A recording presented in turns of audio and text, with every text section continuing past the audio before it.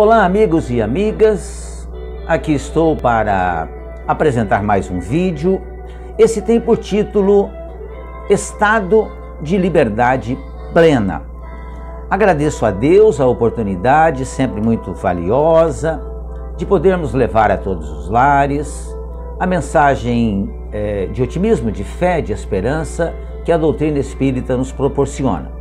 Agradeço a vocês que têm assistido os vídeos, agradeço aos que se inscreveram também em meu canal. Continue se inscrevendo, agradeço muito. Estado de liberdade plena. Para estar em plena liberdade, precisamos nos soltar, fluir pelos ritmos da vida. Muitas vezes é no ato de perder que encontramos a razão da própria existência. A liberdade é, na ciência, a experimentação e o raciocínio. Na filosofia, o bom senso e a sensatez. Liberdade na religião é o discernimento e a naturalidade. Na arte, a originalidade e a inspiração. E na sociedade, a igualdade e a solidariedade. O estado de liberdade da criatura é proporcional ao grau de amadurecimento espiritual. O indivíduo liberto, mais que ideias ou ideais, escolhe os autênticos valores da alma, porque reconhece que estes orientam sua vida com lucidez, discernimento e muito ânimo. Possui uma excelente sociabilidade, produto da sua maturidade interior, manifestada na família, no trabalho, nos grupos de amizade e de atividade religiosa também. Enfim, em todos os setores da sua vida comunitária. Considera e valoriza as orientações ou sugestões dos outros, sejam cônjuges, pais, filhos, amigos, educadores, companheiros e outros, porque acredita que eles podem iluminar as suas opções existenciais, mas nem por isso perde a autonomia de agir e pensar livremente. Esse é o verdadeiro estado de liberdade. É permitir que os outros participem também da sua vida, ouvindo-os, porque ouvindo nós aprendemos sempre. Nesse estado de liberdade, sempre pondera e nunca julga de modo precipitado as experiências alheias. Antes as observa e as confronta com as suas próprias e, por fim, as assimila ou as rechaça, total ou parcialmente. Isso é o uso da razão, o uso do bom senso. Quem é livre desfruta uma atmosfera fluídica que facilita um progressivo desenvolvimento espiritual.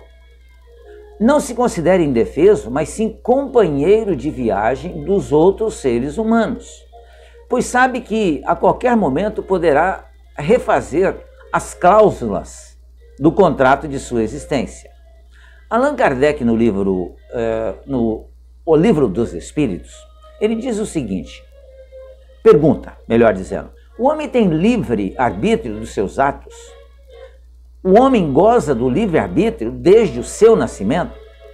E os informantes da vida maior deram, respectivamente, as seguintes informações, os seguintes esclarecimentos.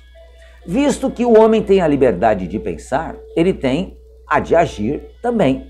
Sem o livre-arbítrio, o homem seria uma máquina. E há liberdade de agir desde que haja liberdade de fazer.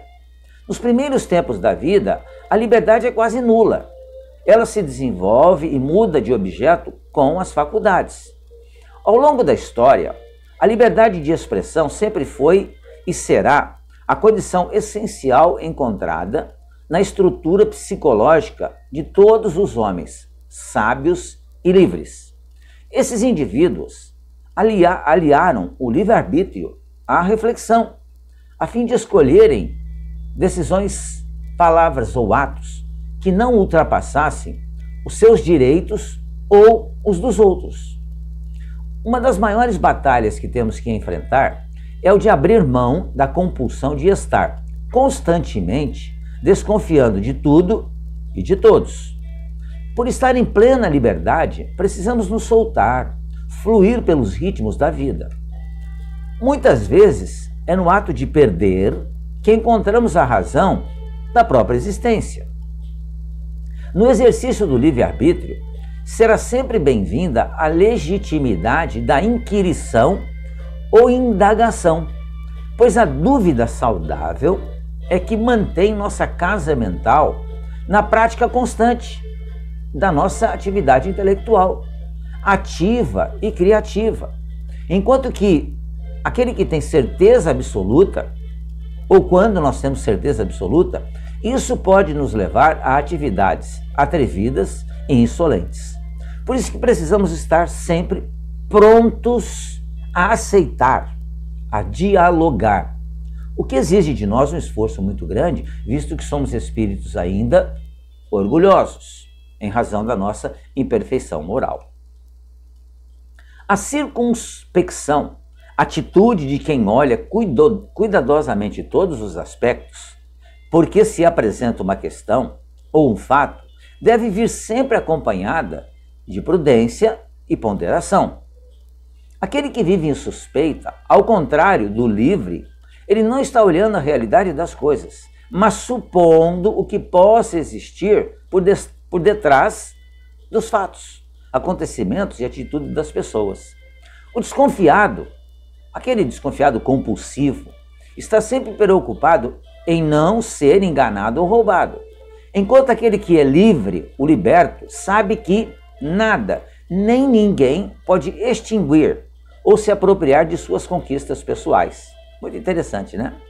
Ou seja, quanto mais livres formos, mais nós compreenderemos, então, aqueles que nos cercam e mais nós nos sentiremos, então, responsáveis e sabedores de que as nossas verdadeiras conquistas, que são as intelectuais, morais, espirituais, essas ninguém vai tirar de nós, jamais. Os indivíduos que alcançam o estado de liberdade vivem no equilíbrio, porque não acreditam em tudo, nem desconfiam de tudo.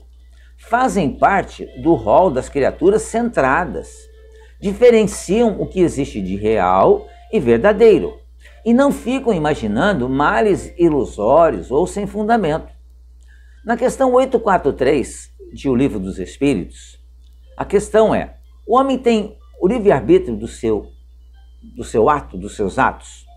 Visto que ele tem a liberdade de pensar, ele tem a liberdade de agir, como falávamos no princípio. Sem liberdade, o homem seria como uma máquina que precisasse ser comandada. Então nós precisamos ter liberdade de ação para que a gente aprenda com a liberdade de ação. Porque nós aprendemos com o erro, o que não significa que nós precisamos errar para aprender. Porque muitas vezes a gente confunde isso, né? Ah, quer dizer que eu tenho que errar para aprender? Não é assim. Mas quase sempre, como somos ainda imperfeitos, a gente comete muitos erros. Mas os erros devem ser para nós realmente uma alavanca para diminuir os nossos erros. Nos primeiros tempos da vida, a liberdade ela é quase nula.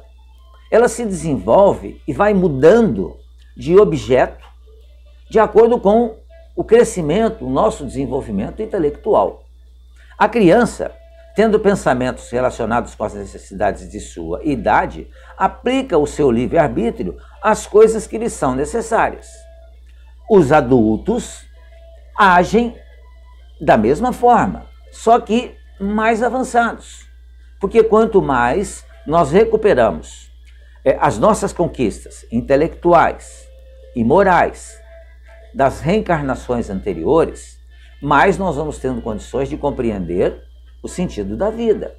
E eu preciso, com a liberdade, né, com a liberdade plena, encontrar verdadeiramente o sentido da vida.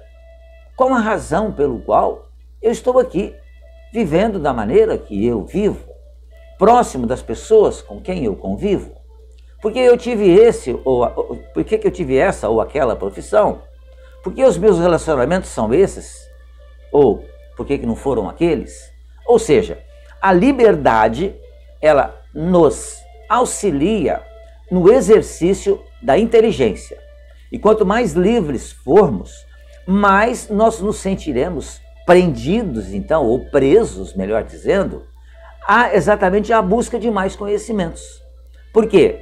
Efetivamente, aquele que sabe muito, reconhece que ainda sabe muito pouco, a despeito de possuir muito, porque ele consegue observar o mundo de uma forma mais ampla. É como aquele que está num vale e a sua visão é limitada. Quando ele sobe numa montanha, por exemplo, ou num monte, a sua visão já é maior. Da mesma forma ocorre conosco isso. Quanto mais nós exercitamos a inteligência, mais o mundo se apresenta da forma como ele realmente é. E seremos sempre, dessa forma, otimistas. Teremos fé, teremos sempre esperança, iremos sempre confiar nas leis justas e misericordiosas de Deus, nosso Pai e Criador. Pensemos nisso, amigos e amigas. Era isso para esse vídeo. Agradeço mais uma vez a sua atenção. Inscreva-se em nosso canal, deixe um like, ou deixe um comentário, ou sugira um tema para que a gente possa trazer aqui. Muito obrigado mais uma vez. Fique bem, fique em paz.